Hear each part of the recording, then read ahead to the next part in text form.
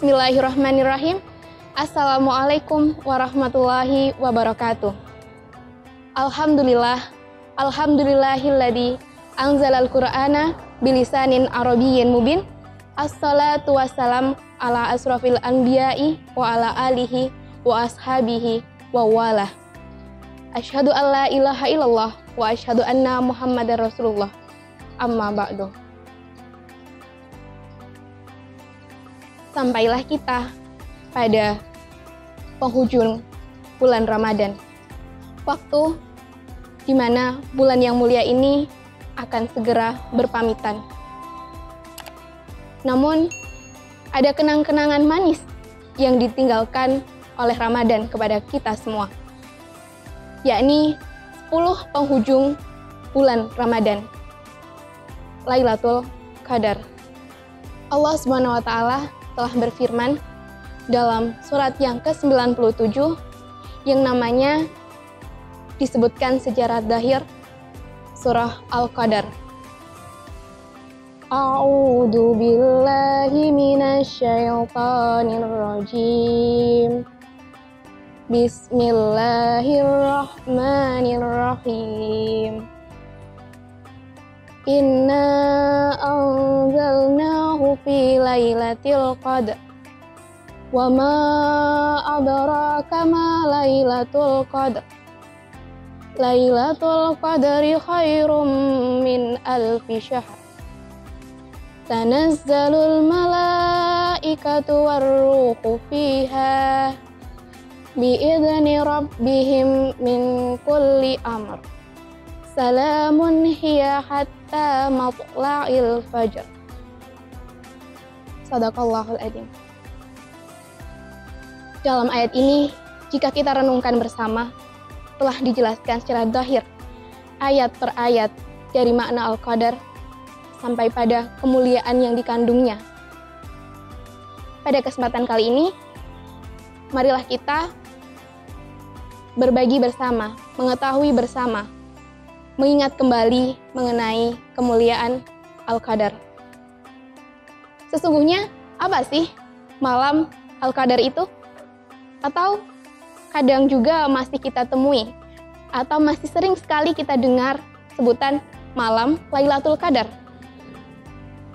Perlu kita ingat kembali bahwasanya cukuplah bagi kita ketika menyebut Lailatul Qadar atau menyebutnya sebagai malam Al-Qadar. Karena sejatinya Lailah adalah malam. Namun, sebagai pengetahuan bagi kita, ketika sebuah kalimat dalam bahasa Arab ditambah pada akhirnya dengan huruf ta marbutah, yang mana asli kata ini adalah lail, atau jamaknya layali. Turunannya bisa berupa laili, lili, leli, atau biasanya kalau disebut ada Ibu Leli bersama kita, artinya Ibu malam-malam bersama kita.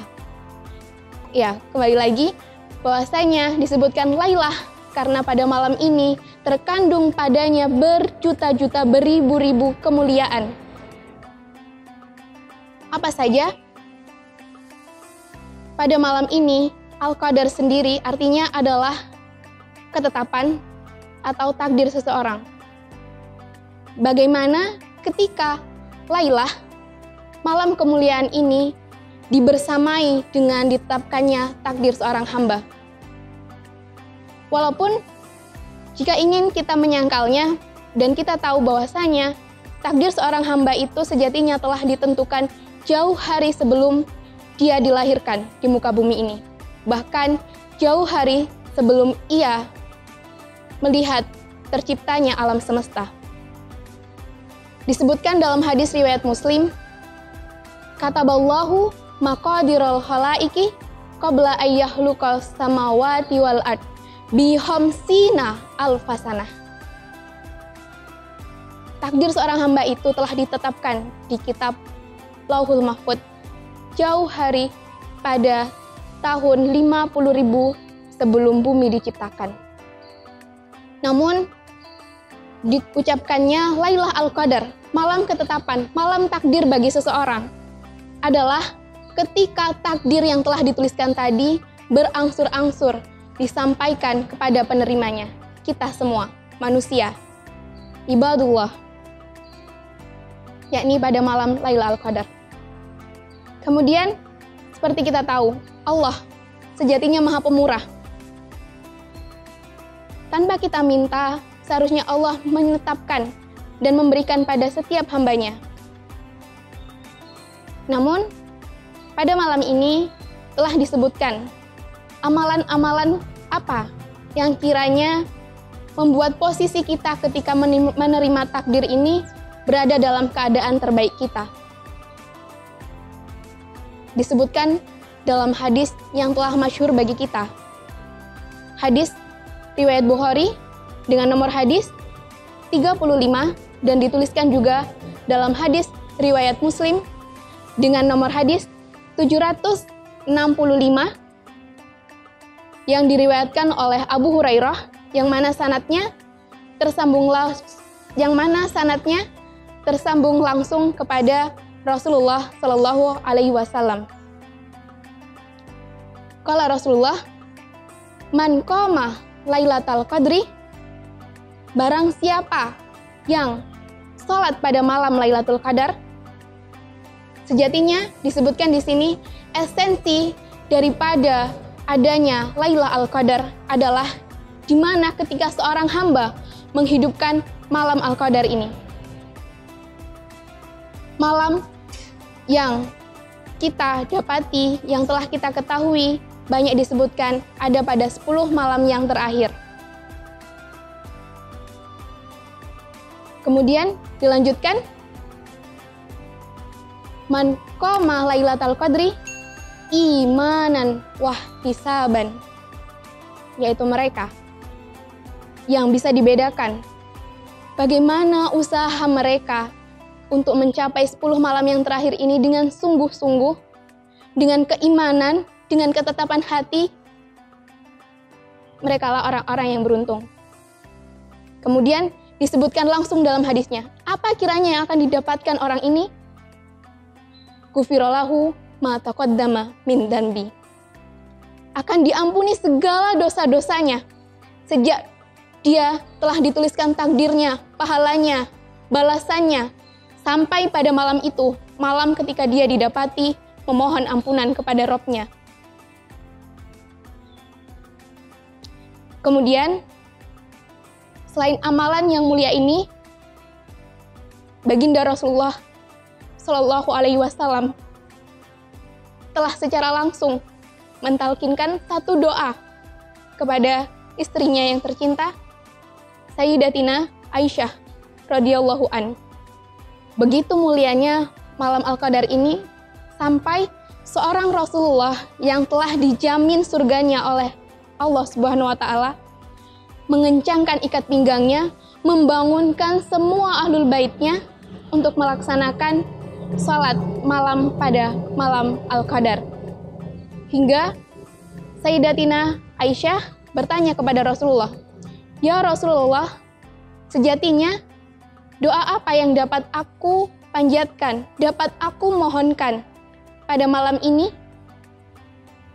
Kemudian Rasulullah Shallallahu Alaihi Wasallam menyampaikan pada Aisyah sebuah doa, Allahumma innaka afuwun tuhibbul afwa fa'fu anni. Sebuah kalimat doa nan indah yang bisa kita panjatkan pada malam yang mulia ini oleh siapapun, yang artinya Allahumma. Perlu kita ketahui bahwa kalimat Allahumma tidak diucapkan kecuali dalam keadaan kerendahan hati, dalam permohonan yang sangat dalam.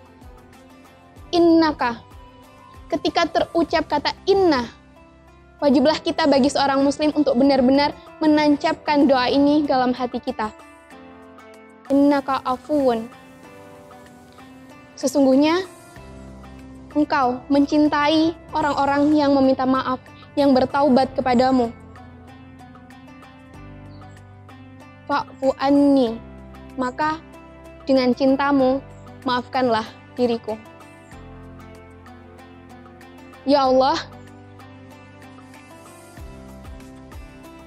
sesungguhnya Engkau adalah yang Maha Pemurah dengan segala keyakinan, yang mana dalam keyakinanku tidak ada sedikit pun keraguan dalam hatiku bahwa Engkaulah satu-satunya zat yang Maha Pemaaf, Maha Penerima Taubat,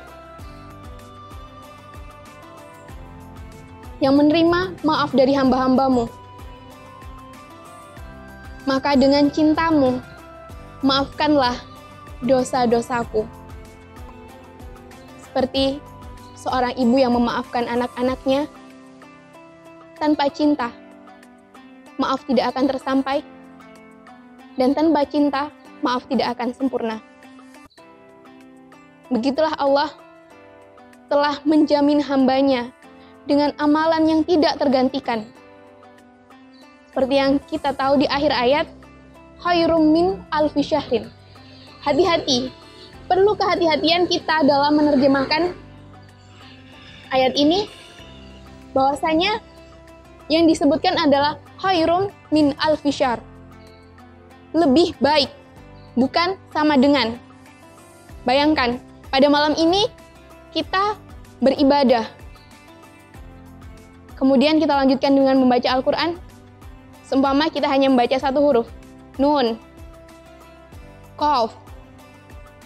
Dan itu terhitung lebih baik amalannya daripada ibadah yang 83 tahun yang kita sendiri pun tidak tahu apakah umur kita akan sampai pada umur ke-83 itu.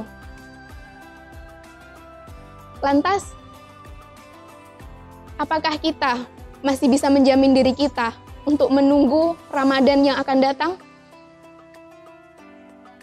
Bersama-sama kita renungi kembali. Jika Allah telah memberikan satu kemuliaan yang tidak ada kemuliaan lain di bulan-bulan yang lain, kecuali pada bulan Ramadan dalam 12 bulannya, pada satu malam yang malam itu dirahasiakan, lantas dengan apa lagi Allah akan memberi ampunan kepada kita? Lantas dengan cara apa lagi kita bisa meminta maaf, memohon ampunan, bertaubat kepada Allah? Tabarakallahu alladzi anzala ala abdihi furqanan liyakuna lil alamina nadira. Summa nun wal qalami wa ma yasturun. Wassalamualaikum warahmatullahi wabarakatuh.